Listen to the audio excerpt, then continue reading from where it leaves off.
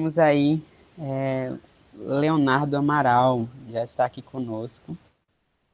Ele é teólogo especializado em teologia sistemática e histórica, mestrando em teologia pastoral. Atualmente é coordenador pedagógico e professor de teologia e auxiliar pastoral na Igreja Esperança de Belo Horizonte. Ele estará com a palavra agora. Já quero ser grato, né, pela sua presença aqui, Léo, e pode ficar à vontade, tá bom? A alegria é minha, mano, de verdade. É bom estar aqui, já cumprimentei vocês. É um privilégio te conhecer, Lucas. Já tive o privilégio de conhecer a Jennifer no Retiro do Labri, né? E depois veio o convite de maneira até meio inesperada, né? Em razão de alguns contatos, a Jaiô, a gente não sabia que talvez a gente tinha esse vínculo, mas quem não conhece Jaiô não sabe o que está perdendo, né? Mas então, gente, é um prazer muito grande para mim, de verdade, poder compartilhar um pouco ah, a partir dessa conferência, né, que vocês estão iniciando hoje, a pré-conferência, mas que vai se delongar aí nos próximos dias, e que é uma conferência que trata de um livro que, particularmente, foi um livro muito importante para a minha caminhada. Ah, eu praticamente restringo todas as minhas atividades ao âmbito pastoral, apesar de ser um estudante de teologia, esse estudo sempre está voltado muito para a prática, para a vida comum da igreja. E uma igreja chamada Tove, esse livro do Scott e da Laura, foi um livro muito importante, eu diria, principalmente observando a cultura do nosso entorno, não só da igreja brasileira, mas de toda a igreja, eu diria quase que pós-moderna, ah, ao mesmo tempo que é motivo de muita alegria falar sobre esse livro, acho que a gente não pode perder de vista o fato de que tanto essa quanto diversas outras literaturas que nasceram recentemente, nasceram quase que de maneira reativa, ah, nos lembrando da necessidade da criação de uma cultura de bondade, porque nós nos esquecemos da necessidade da criação e do desenvolvimento de uma cultura de bondade. É motivo de alegria, então, falarmos sobre isso, mas só porque antes é motivo de tristeza também.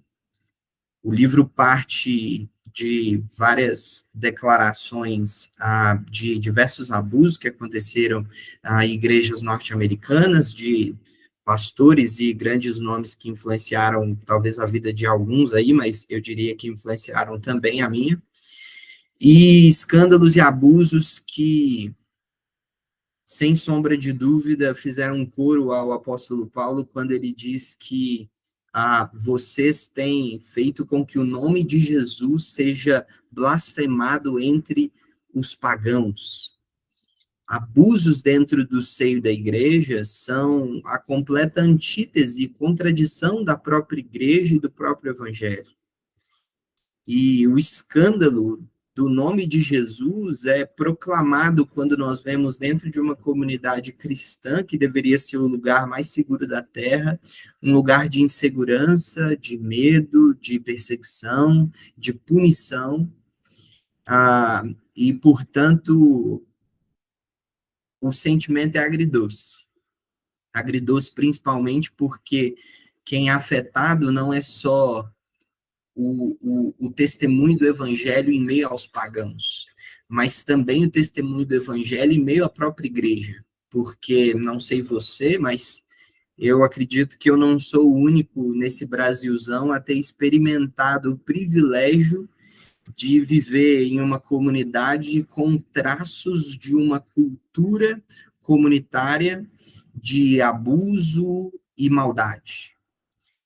A perseguição, o medo, a dor, é, não só foram de maneira até atenuada, comparado a todos os casos que nós vemos, experimentada por mim, mas também foram experimentados por irmãos que eu conheço e pessoas que eu sei o quanto amam a Jesus e da mesma forma também sei o quão profundos foram as feridas no coração de cada uma dessas pessoas.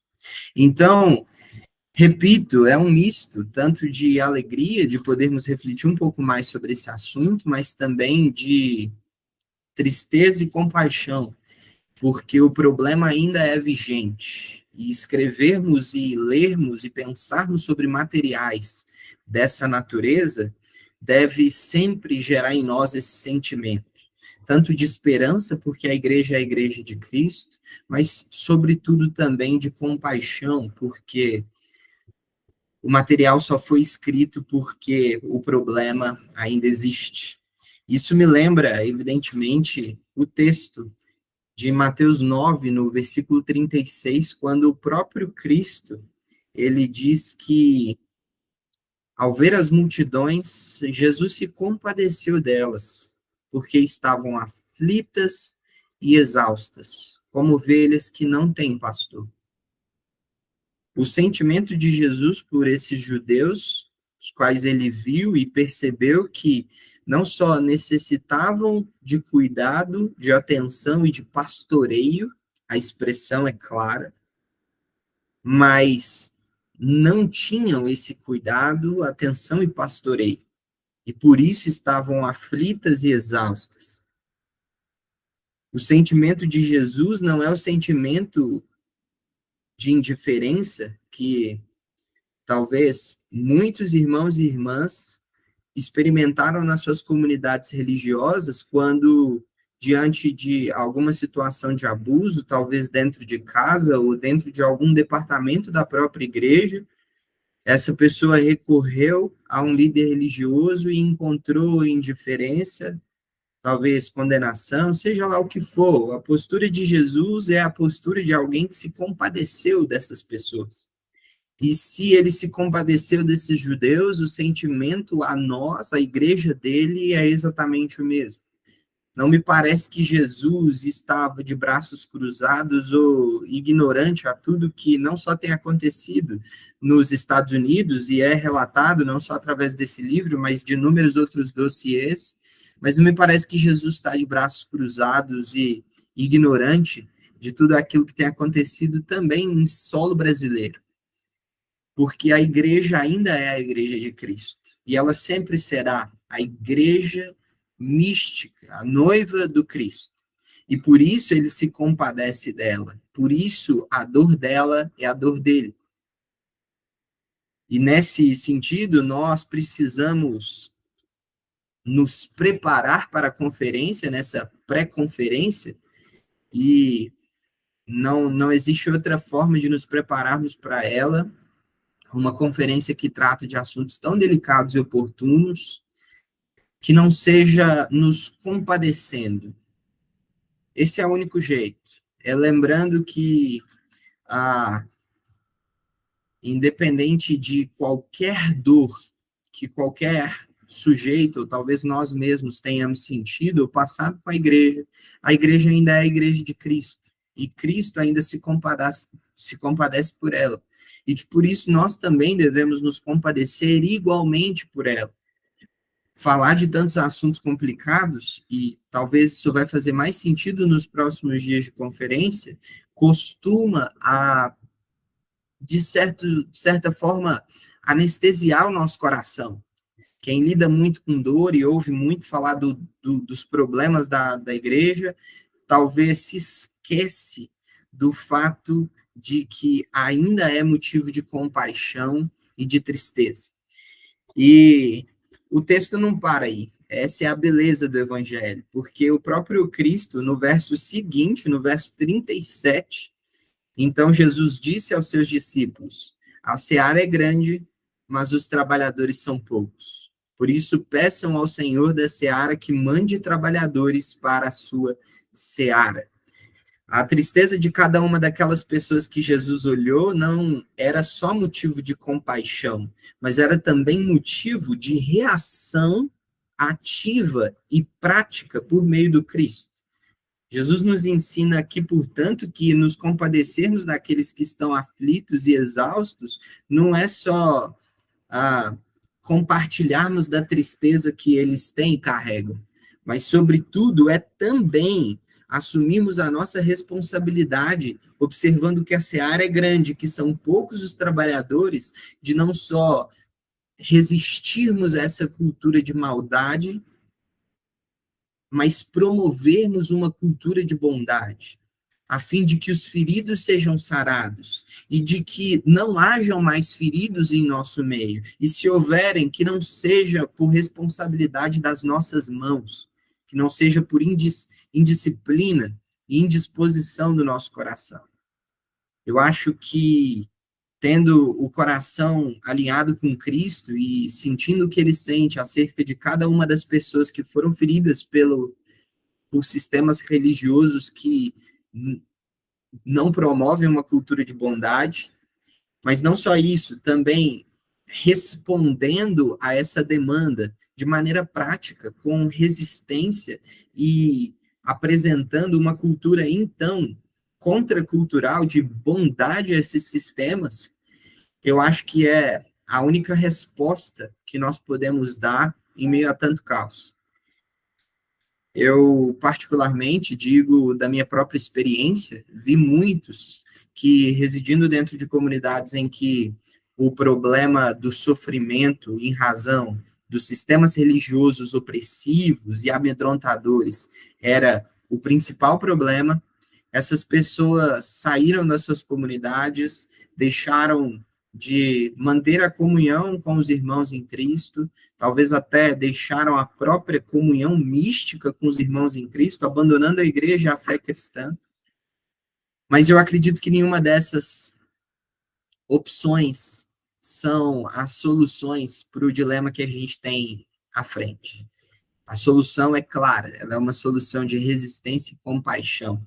E é por isso que no livro, quem já teve a oportunidade de lê-lo ou de folheá-lo, vocês vão notar lá que grande parte do texto não diz respeito a como que o problema se deu, foram os casos de abuso nos Estados Unidos e regiões, mas o livro gasta a maior parte do seu período de escrita oferecendo soluções para como nós podemos lidar com essas culturas maléficas de comunidades religiosas, oferecendo soluções de como nós podemos promover uma cultura de bondade.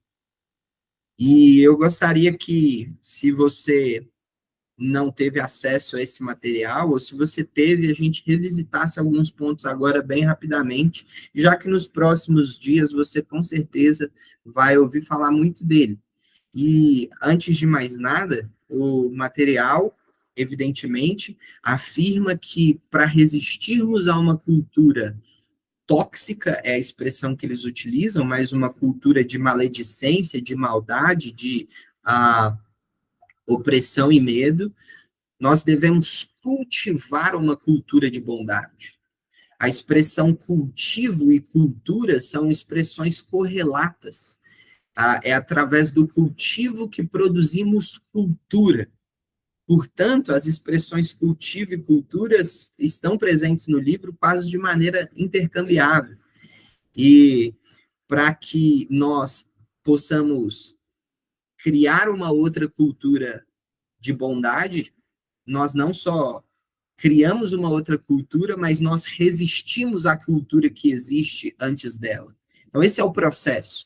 Existe uma cultura doentia, e diante dessa cultura doentia, a nossa postura é de resistência. E como nós resistimos a ela? Cultivando uma cultura de bondade. Então, a gente, para conseguir resistir, cultivar o oposto dessa cultura de maldade, nós precisamos entender quais são as principais características dela. Isso é imprescindível. E é aí que nasce o círculo de Tov, que é a principal proposta do livro. Tov, a expressão hebraica, significa bondade, bem, bom. A expressão bem, na tradição cristã, ela assume um caráter proeminente dentro dos atributos de Deus, quando nós estudamos a teologia primeira, ou a chamada teontologia, que nada mais é do que a doutrina acerca de Deus e os seus atributos, nós vemos que a bondade ou o bem é o principal atributo moral que Deus comunica a nós. Existem alguns atributos que Deus comunica a nós e outros que não. Por exemplo, Deus é invisível. Ele não nos comunica esse atributo. A sua imutabilidade ou a onipotência, onipresença e onisciência são atributos só dele que ele não comunica a nós. Mas já a sua bondade, amor, misericórdia, mansidão, são atributos que ele comunica a nós. E dentre eles, o principal é a bondade. E o principal é a bondade por um motivo muito simples. Porque o bem, o bom, o sumum bonum é a essência de tudo aquilo que é bom em Deus. O amor de Deus reside dentro da sua bondade.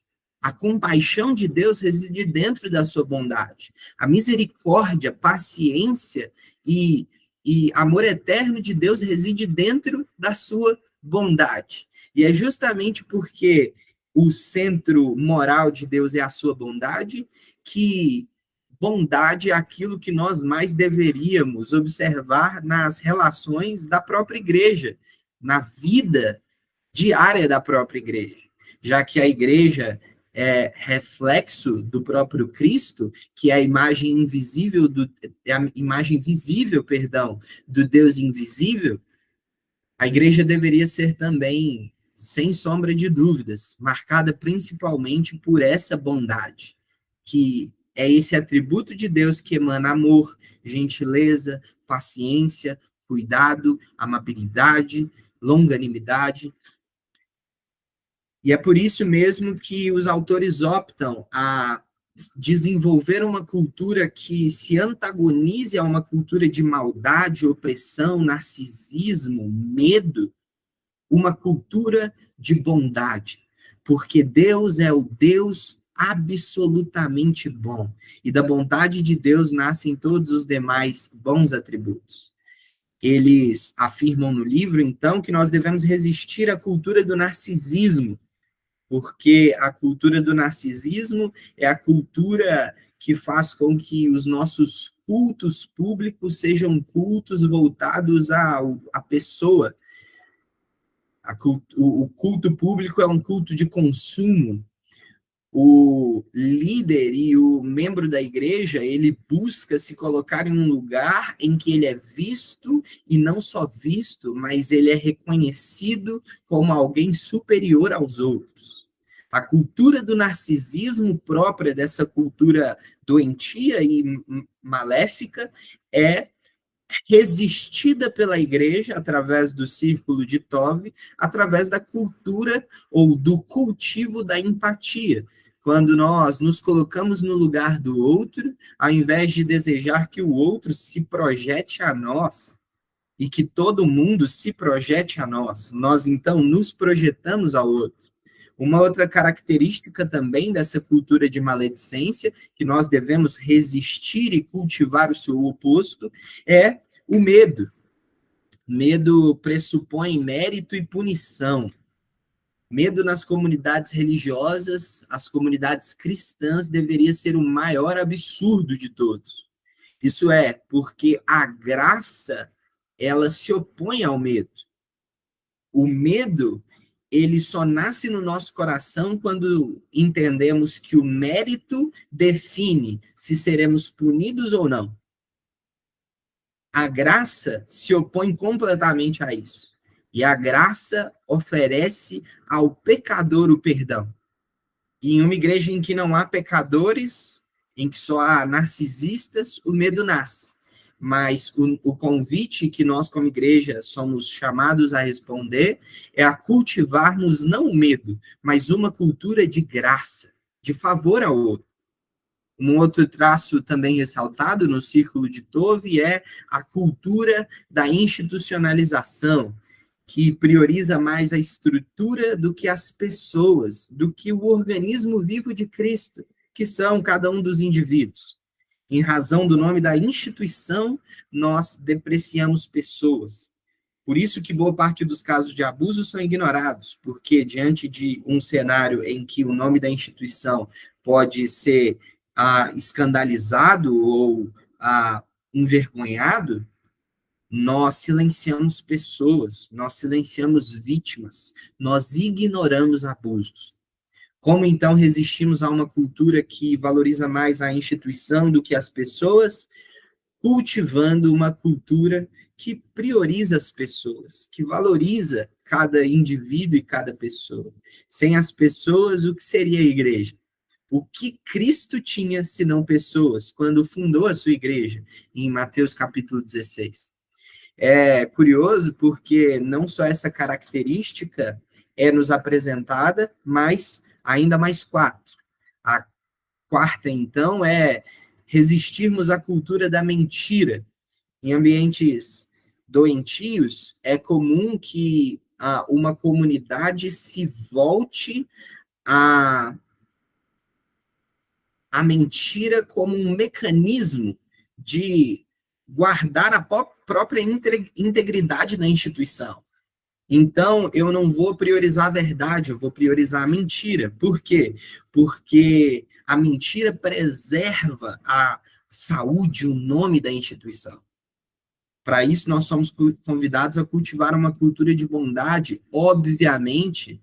Isso é até absurdo. Eu não sei se vocês estão entendendo, gente, mas isso é literalmente absurdo. A gente ter que lembrar os cristãos da necessidade de cultivar a verdade. E o motivo é óbvio, porque uma comunidade saudável ouve. O fato de que nós devemos priorizar a verdade é por um motivo só, porque quando nós priorizamos pessoas, como eu disse anteriormente, nós priorizamos ouvir pessoas.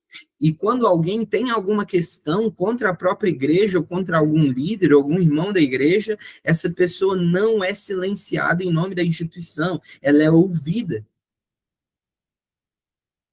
Um problema correlacionado a esse é quando a cultura estabelecida é uma cultura de lealdade, uma cultura em que a lealdade do cristão ela deve ser ao seu líder religioso. E o líder religioso exige lealdade do membro da igreja, porque se o membro não for leal, então ele vai ter que usar de novo daquele outro traço que já apontamos, do medo. A lealdade do cristão é a justiça e somente a justiça. Portanto, nós resistimos à cultura da lealdade, cultivando, obviamente, uma só lealdade. Lealdade à justiça e à verdade de Deus. Um penúltimo traço dessa cultura que nós somos chamados a resistirmos, cultivando o oposto, é a cultura da celebridade. E eu não sei se isso te soa familiar, mas em um mundo da celebridade, né? Em um mundo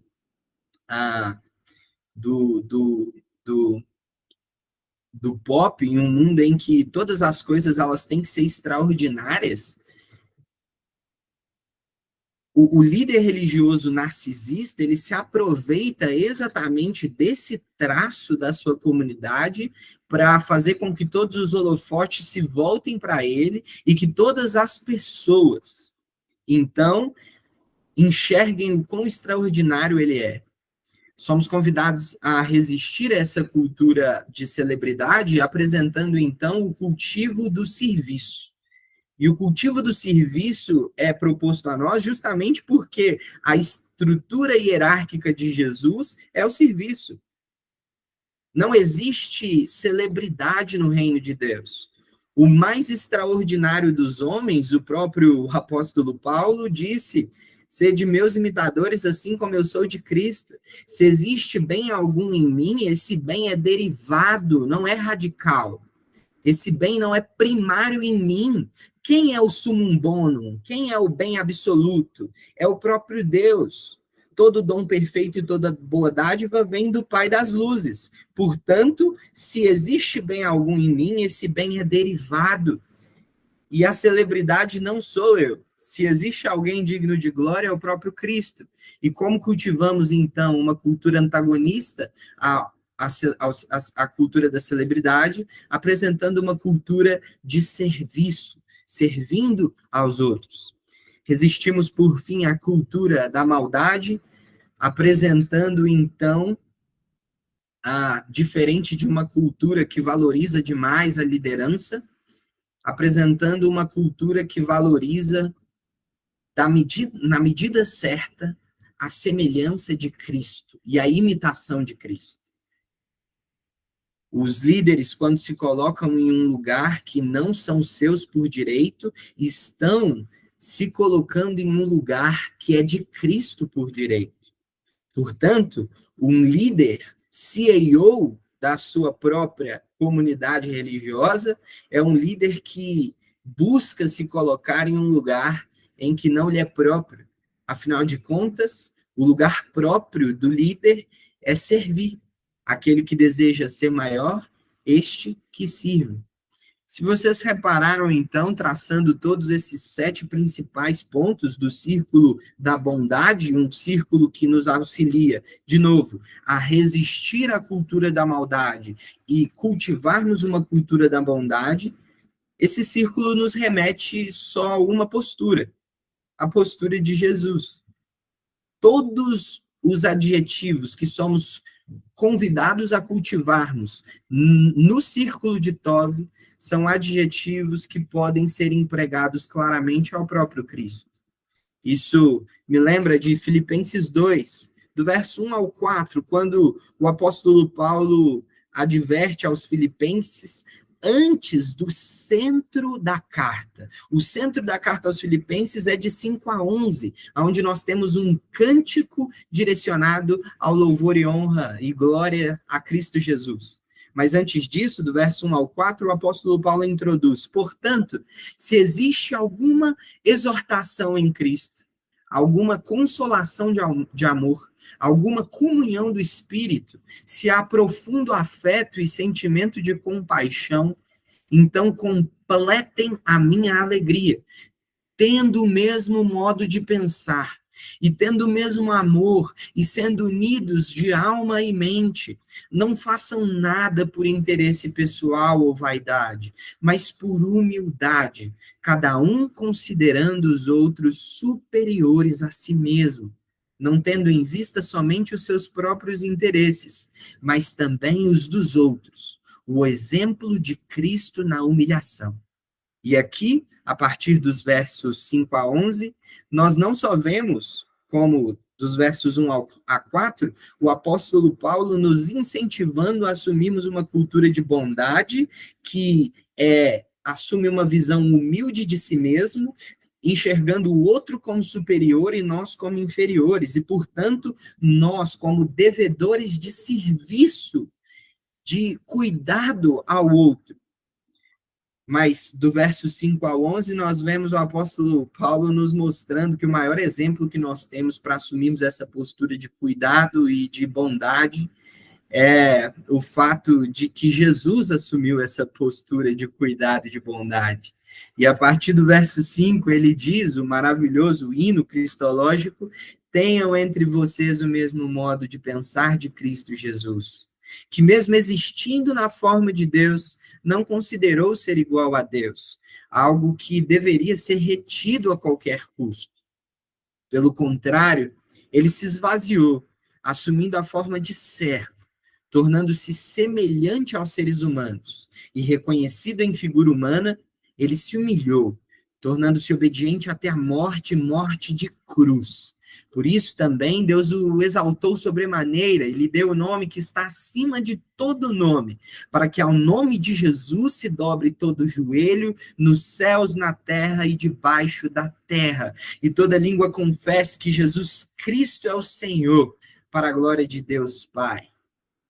Nós temos um excelente exemplo a seguir e a obedecer, Cristo Jesus, Ele não só nos ensina que nós devemos nos compadecer daqueles que estão aflitos e sofrendo, mas ele, sobretudo, nos ensina que devemos resistir à cultura que aflige e leva os nossos irmãos ao sofrimento, cultivando a mesma cultura que ele cultivou durante 3 anos com seus próprios discípulos, uma cultura de perdão, misericórdia, amor e compaixão, uma cultura de bondade, cultura que vê o outro como superior a nós, cultura que vê nós como inferiores ao outro. Só essa é a solução, não só para a igreja brasileira, mas para a igreja em toda a história da humanidade. É nos lembrarmos do testemunho que Jesus nos legou, nos deixou, e nos esforçarmos ao máximo para imitarmos a Ele. Ainda que tudo que nós consigamos seja nos reunirmos como agora, em oração, a fim de pedirmos que Deus, que o Senhor nos ajude, que o Senhor nos ajude, porque essa tarefa, ainda que bela e simples, que é nos colocarmos em humildade diante do nosso irmão, é tarefa difícil demais para cada um de nós, e impossível para nós sem o auxílio de Deus. É isso, eu fico muito feliz de compartilhar isso com os irmãos e gostaria, sobretudo, de que fizéssemos esse período de oração tendo em mente o fato de que não estamos só falando de uma cultura de bondade, mas também de uma cultura de sofrimento, que talvez tenha te afligido como me afligiu, ou talvez ainda mais agressivamente do que me atingiu. É motivo de alegria e de tristeza.